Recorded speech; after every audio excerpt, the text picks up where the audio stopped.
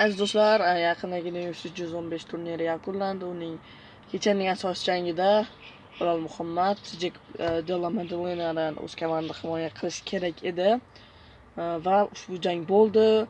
Bilal Muhammad mag'lubiyatga uchradi. Jack Della Madalena yarim o'rta vazn UFC chempioniga aylandi, new bo'ldi va bu narsa UFC uchun umuman ushbu jang juda ham katta ahamiyatga ega edi.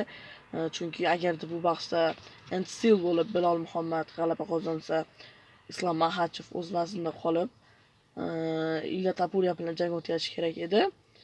Agarda Jack Della Madalena yutsa, Makhachev yarim o'rta vazn toifasiga o'tib turib, u yerda ikki karra chempionlik jangini o'tkazib, keyin o'sha vazn toifasida qolish kerak edi. Va shunday ham bo'ldi. Endi Islom Makhachev taxminan sentyabr oylarida Jack Della Madalena bilan urushadi. Ilia Topuria hamda Charles Oliveira katta ehtimol bilan yengil vazn kamari uchun vakant bo'ladi. Ya'ni yaqinda bo'lgan Ilia ketgandan keyin Volk bilan Diego Lopez o'rtasida bo'lgandek, bu yoqda Topuria hamda Charles bo'ladi va u yerda yutgan yengil vazn kamarni qo'lga kiritadi. Keyinchalik uni yoki Justin Gaethje'dan yoki Saryukandan xohlagan odamida himoya qiladi. Bu yog'ini vaqt ko'rsatadi.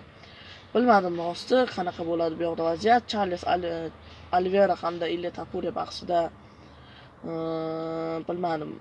Balki jiu-jitsulik qobiliyati bilan Charles yutib ketishi ham mumkin. Bo'g'ma usullari bilan balki stoykada Ilia olib qo'yishi ham mumkin, lekin bilmaymiz. Ilia 70 kilogramga endi o'tishi, lekin u yerga 70 kilogramda urushib yurgan Holloway hamda Volklarni yutib keldi.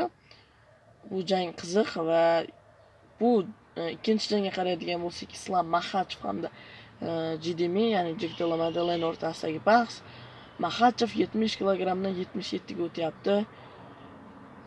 Nimadir surpriz bo'lib qolishi mumkin, chunki qiyin, lekin juda ham ko'pchilik Makhachevning g'alabasini aytib o'tyapti. Makhachev g'alaba qozonadi deb. Yog'ini vaqt ko'rsatadi, balki Jack Della Madalenadan surpriz yoki Makhachev ikkita kamarni qo'lga kiritadi va u vaznni ham gullatib yashnatadi. Lekin agar u yarim o'rta vaznga o'tadigan bo'lsa, keyinchalik kamarni misol uchun Sean Brady'dan himoya qilish kerak bo'lib qolishi mumkin. Do'sti Bilal Muhammad bilan yoki yana bitta do'sti Shavkat Rahmonovda himoya qilib qolishi mumkin. Bu yoqda Bakli kelyapti. Xullas, hamma narsa bo'lishi mumkin. Kuzatamiz.